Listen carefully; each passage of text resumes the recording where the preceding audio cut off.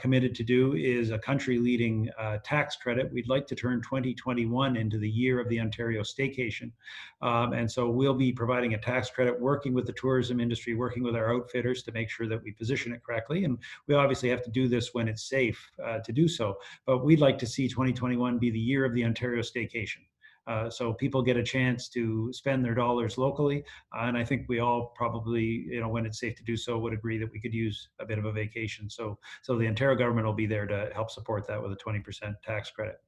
We've also committed to a number of specific initiatives around businesses, reducing education business taxes, reducing the employer health tax. So 30,000 businesses with payrolls up to $1 million will no longer have to pay that tax. And that's a tax on jobs. We suspended it for the last year because of our immediate measures around COVID, and we thought that made sense to do ongoing because we don't want anybody to have a reason not to hire people. We've also reduced electricity rates starting January 1st, reducing electricity rates 14% for industrial users, 16% for commercial. This is going to bring our electricity rates up into a place where they're competitive with our competitive states around the Great Lakes. It means a lot for an average gym. It could mean about $10,000 for an average one of the larger mines, because electricity is so important. It could mean millions of dollars of savings, and that means they're going to be able to invest and do things that they want to do in terms of keeping people on the payroll and hopefully building on jobs. Another area that we've focused on is rural broadband. So this has really come to the fore. And again, I'd speak to MPP Miller's advocacy on this. COVID has just made a finer point on the issue we already knew, which is in 2021, the infrastructure you need is broadband. And so whether you want to get an education or your child does, or whether you want to talk to your doctor or you want to talk to a loved one, that ability to connect is something that we just can't be delaying any longer. So we've put an additional $680 million, that's $1 billion now this year, into broadband projects over the next several years. And we've actually called on the federal government, and I was pleased to say we did this 2 weeks ago, and last week they came out with a further announcement on dollars. So our vision for this is to connect every business, every home, every farm in Ontario to the kind of high-speed internet that's required. This is going to take partnerships, and there'll be more to talk about in the March budget, because this isn't something that we're just doing for to get some more projects underway. We need to do that, but we need a broader commitment to make sure that we can see the kind of connectivity that you just need in the 21st century. So that's sort of the three broad areas. We're making some important changes around long-term care as well, committing to 4 hours of care. We're making very important investments, another $570 million in hospitals. But Norm, probably better for me to let people ask questions and get into the details. All told, $45 billion of commitments around our Ontario's action plan response to COVID-19. That's now over 3 years. First significant jurisdiction to put out a multi-year budget. Quebec followed us last week, so I think that's a trend people are going to see others following. But we know that the kind of spending that we're doing is essential right now and has to be done. We also know that over the long term, you can't sustain spending at the levels that any government is doing it. So we're very focused on now looking at that multi-year perspective, and again, doing the things now that we need to do to bring our economy back as we come out of COVID. So with that, Norm, I'll turn it back over and look forward to the questions. That's always the best part of these meetings. Great. Well, thank you, Minister, and thanks for all your hard work. I know it's a big journey leading up to the budget, all the many hours you put in for that, and I think you've done a great job. And I'll just remind people, if you have a question, you click on the Q&A icon at the bottom of the screen and type your question in the window that pops up. So the first question we have is on the last topic you were talking about, which was broadband, and it's from Andrew Ryland of Bear Claw ATV Tours in Parry Sound. And Andrew says, will Ontario consider an advanced out-of-the-box solution with Starlink and approach that company with a bootstrap partnership solution to underwrite the startup costs for the 467,000 underserved households in Ontario? So Andrew, we're open and understand that we need to be innovative. So I can't speak to the specific solution because I'm not aware of it, but I know through MPP Miller we could get that we could get that information. Our colleague, Minister Laurie Scott, is really driving this agenda through Infrastructure Ontario. As we said, we're seeing this now as vital infrastructure. We also know that we have to look creatively at low orbit satellite options and other sorts of options. This is going to be an all-of-government solution. One of the things that I learned as I dug into this file deeper is things like the pole charges that Hydro One charges, for example. So part of the solution ends up being fiber, but part of the solution also ends up being cellular support, and it has to be linked up somewhere. Our pole charges are 3 times the charges of other provinces. So this has not been something that's encouraged, creativity. So we're open to those creative ideas, and if you could give Norm those details, then I'll be sure that they're followed up on. Yeah, and thank you, Minister, and I'll make sure I raise that suggestion with Minister Scott. The next question comes from Darren Smith at Lake of Bays Brewing. Darren is very happy you are proposing making take-home alcohol sales from restaurants permanent. That being said, he would like to know why those take-home sales have to include a food item. And before you respond, I want to give you a little background. Lake of Bays manufactures their beer in downtown Baysville, and they have 2 brew pubs, one in Huntsville that they sell beer out of, and a new location in Bracebridge. They aren't allowed to run stores at each location because of our rules in Ontario. So selling take-home orders is a solution to that. So while he didn't ask this, another question would be, will you loosen the rules around how many stores craft breweries can operate? Would be it. So thank you, and that's a great question. I'll look forward to visiting one of the brew pubs when I'm up to see Norm. That we have, as you know, taken a fairly aggressive approach to modernizing Ontario's liquor rules through now. I think each piece of legislation that I've brought as finance minister has had some aspect of moving forward on that. We want to just bring our province into the 21st century. Well, of course, doing it safely, and I have all the confidence in the world in our brewers and in our vintners and in our distillers to be able to do that in a responsible way. So we are open to looking at options. We have, as you said, made the commitment to keep the food item piece. That was one of the great things, I guess. COVID has been so difficult, but something that did come out of it was an opportunity to move a little quicker on some of those options. So we are planning to keep that agenda going forward. We continue to be having some discussions with related to the master framework agreement that the former government signed off on with the large brewing companies. But all that is still on the agenda, and we'll look forward to keeping everybody up to date on the changes as they come. And Lake of Bays is a great brewery, and they just opened the Bracebridge Barrel House in the midst of COVID. So they were doing the work in spring, and it just opened through the summer, and great new location. Another, of course, we have a number of breweries in Parry Sound, Muskoka, and I know when the Premier visited Muskoka Brewery in Bracebridge, they were also asking about making it easier to sell one of their new products. That's I guess it's alcohol in a spritzer sort of drink. I don't know what you call those, but they're extremely popular. And they were talking about how hard it is to get listed in the LCBO, and the fact that I think that was their number 2 product was these 4 packs of spritzers. But that if the LCBO didn't accept their listing, they had no other option. They couldn't sell it in the grocery store. They couldn't sell it. That there is no other option. So I hope that's something you'll look at as well. Yeah, so the rules are, some of the rules we've changed go back before Prohibition in terms of how, the way that things were set up. Spritzers have become very popular. It's the fastest growing category, and it's affecting some of the beer sales. In fact, you've seen the spritzer sales go up and the other backwards. During the summer and early fall, we did work with the LCBO to do some, opening up of some of their categories and provide some local promotion. So I think they're going to be a willing partner in this. And of course, we have a lot of tourism operators in Parry Sound, Muskoka, and there's questions about this new tourism. I believe it's a 20% tax credit. Details to be worked out. I wonder if you could tell us more about how you envision this happening.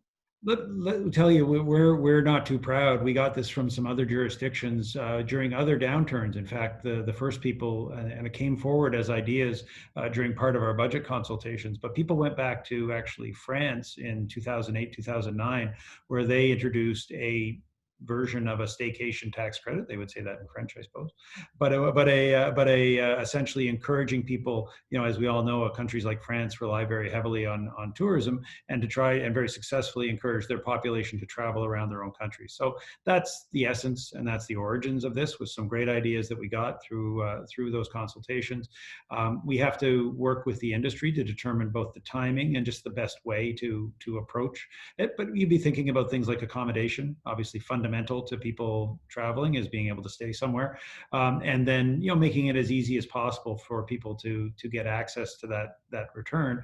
And then we want to work very much with the outfitters, with the local tourism associations. That's one of the reasons I announced it in November, even though we're a ways away from it being really safe to do that. We wanted to signal the partnership so that we can integrate this into the marketing materials and other things.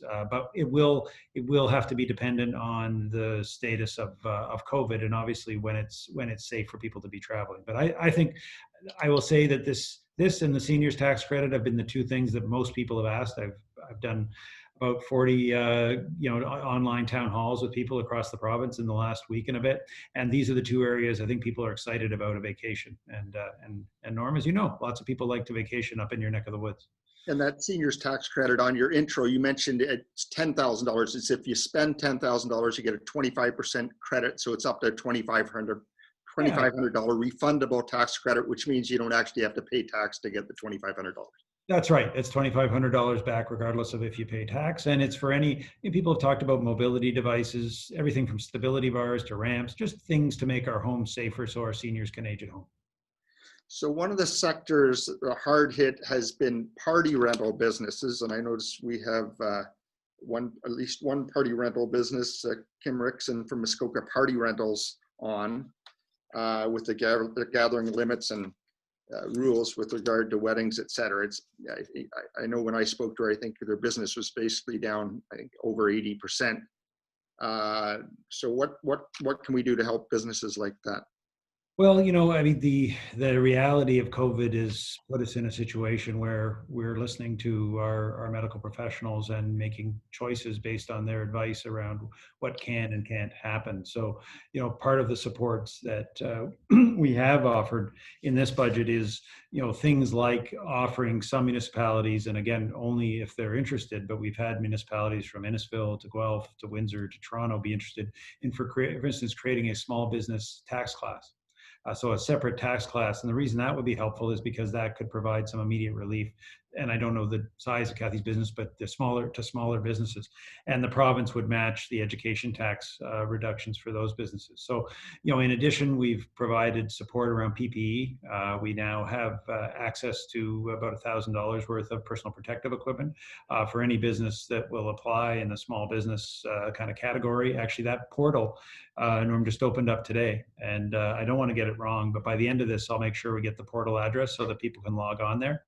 There's some additional supports as well, but those businesses, that's targeted now. We've set aside $300 million of targeted support for businesses that are in the red area where they're really not able to operate at all or very limited because of the public health things. But I will get that portal address for you, just so I think Fatty's online. He can maybe make sure we get it and you can post it. So that's for people who would like to take access to that $1,000 of PPE.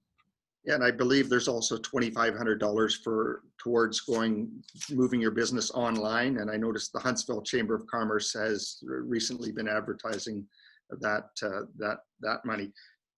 Parry Sound Muskoka is probably unique in that we probably have more summer children's camps than I would say any riding in the province. I don't know how many. There at least 50, I would say, and they're all decent. They vary in size, but some are quite large businesses, and they're unique in that they're pretty much completely shut down as this year.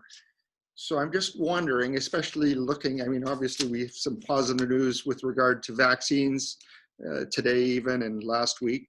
But any thoughts about a business like that that's basically shut down completely? And I know we have $300 million that's to help in areas that are shut down. Does that help these businesses that are essentially shut down? Yeah, it doesn't. That's targeted very much, and would be targeted at any region that got that level of again, moving to what we call now the control or red area. I know that Camps Canada, we've been in touch and in conversation, and a lot of their efforts thus far, and we've certainly been supportive of them, have been with the federal government, where they're focusing a bit more on sectors and on that area. I can't give you an update or how those conversations have been going. But I know there was a specific conversation that they were having there. And of course, we all hope that we could be in a position sooner than later for us to be able to, revise the guidelines based on the best medical advice and have people be able to. I mean, summer camp's a pretty important thing, but we do have to see how the disease and how the vaccination program and capacity for vaccines evolves. So we have many tradespeople in the riding, and they're always looking for apprentices. And I would say that's probably one of the businesses, or some of the businesses, that you'd be hard pressed to get somebody to do jobs around your place this year. It seems like there's lots of renovations going on, lots of projects going on, except in the spring when some of them were shut down. So in the past, I've heard many frustrations with the system and how it was not user friendly. Can you elaborate on this budget, what this budget will mean for skilled trades? Great question, and thank you for that. So at the same time as we have people in our very high touch sectors like hospitality and tourism being hard hit, we still have a shortage of skilled trades, just like Norm was talking about. So we set aside 181 million additional dollars, and a really innovative approach that is coming out of our colleague, Minister McNaughton, around trying to break down some of the barriers to engage people more directly in the skilled trades. There are additional dollars, which will also give employers, so support for employers to pay more support for employers so that they can actually hire and pay an apprentice. And there's a fairly substantial reform of that whole space that was required and that Minister McNaughton's been doing, but that also makes it easier, for instance, for multiple employers to share an apprentice, if that to make sure that the requirements they need for that apprenticeship are spread around, so that gives an easier opportunity for smaller employers who might not be able to fully engage all of the requirements that need to be done to get that person through. So significant new dollars. The reason I mentioned the hospitality and tourism businesses, we're targeting a lot of those dollars, and I think this just makes good sense, at the sectors where people are right now challenged because there aren't 1 million plus Americans coming across the border and other people. We're going to make sure that we target those dollars at people who are interested in those sectors in moving over into the skilled trades. So some additional news to come. We also had some good news from the federal government, Norm, another $600 million of training money that they put through. This will be going through our Employment Ontario programs that are really skilled trades focused. So we need to fix this problem now, because as we come up out of COVID, we're still going to have that shortfall of skilled trades. And the Premier, we were doing an event last Monday with the Premier doing drywalling. It was one of the areas that there's a shortage of drywallers. And I said to him, Norm, I said, it's a good thing he's a good Premier, because I don't think he has a future as a drywaller, because it looked pretty ugly by the time he was done. But listen, there's lots of people out there who want to help. We're collaborating with colleges, with labor, with private training institutes, and most importantly with employers, because that's where people get the best experience. Thanks. And here's a question from Janet O'Connell from Muskoka Tourism. Who should we be working with regarding the formation of the details and rollout of the 20% staycation tax credit? Thank you both for your time tonight. Yeah, so Janet, thank you. So either through Norm or through my office, Lisa McLeod is leading the charge around this. There's already done a fair bit of work done, I have to say, in this regard. They've talked about hyper-local as one of the themes, but if MPP Miller could connect you up with Lisa, she's going to will drive the bus in terms of the tax credit, because that's a finance thing, but she has developed some very, very good relationships with the sector, and we just want to make sure it fits the needs that people have. And Minister, there's the $100 million community building fund. I believe it's through the Trillium Foundation. Can you talk about what that's intended for? Absolutely. So we've added $100 million. a portion of that, a majority of that, is going to be targeted at volunteer organizations and other critical community organizations that are. This is more a one-time. People are just having challenges because of cash flows and other operating issues. There's also a portion of it that will look more at some, I'll call it smaller but very important community capital projects. So that's through the Trillium Foundation, and that will be money that's being made available immediately. There's also, I should say, $5 million being made available to our agriculture and horticulture sectors for fall fairs and other events. Again, this is, we know that a lot of times it was the fall money from the fall fair that pays for the horticulture or the agriculture society to be operating throughout. So there's dollars available there through our colleague Ernie Hardeman. And then finally, there's also $25 million that's really targeted at cultural institutions. And these are the big cultural institutions, but also smaller ones. And, the majority of those funds are all just recognizing that these are immediate, urgent times. This isn't so much about strategic investments for the long term as knowing that there's operating needs that these important volunteer and some staff-driven organizations need. Thank you. And can you talk a little bit more about making industrial and commercial energy rates, electricity rates more competitive? Like, how small a business will this make a difference for? I know for a mine it's huge, or for an auto company like the GM plant in Oshawa that's now going to be building trucks there, I would think that would be significant for them. But how small a business will it be effective for?